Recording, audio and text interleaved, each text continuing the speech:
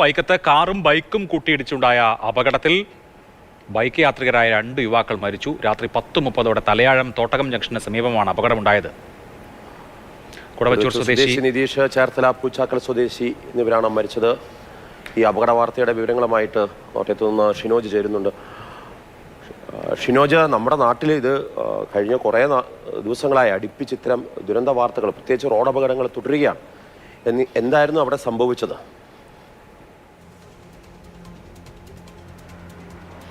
Marshal, ഇന്നലെ രാത്രി 10:30 ഈ അപകടമുണ്ടാകുന്നത്. തലയാഴം തോട്ടകം ജംഗ്ഷന് സമീപത്ത് വെച്ചാണ് അപകടമുണ്ടാകുന്നത്.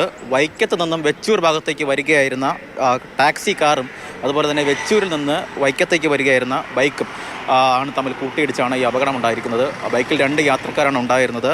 2 യാത്രക്കാരും സംഭവ സ്ഥലത്ത് വെച്ച് തന്നെ മരിക്കുകയായിരുന്നു. കുടവച്ചൂർ സ്വദേശിയായിട്ടുള്ള നിതീഷ്, 35 വയസ്സാണ് പ്രായം. അതുപോലെ തന്നെ ചേർത്തല പൂച്ചാക്കൽ സ്വദേശിയായിട്ടുള്ള അക്ഷയ്, 19 വയസ്സാണ് പ്രായം. ഈ 2 പേരാണ് സംഭവ സ്ഥലത്ത് വെച്ച് മരണപ്പെട്ടത്. മറ്റൊരാൾക്ക് കൂടി ഗുരുതരമായി പരിക്കേറ്റിട്ടുണ്ട്.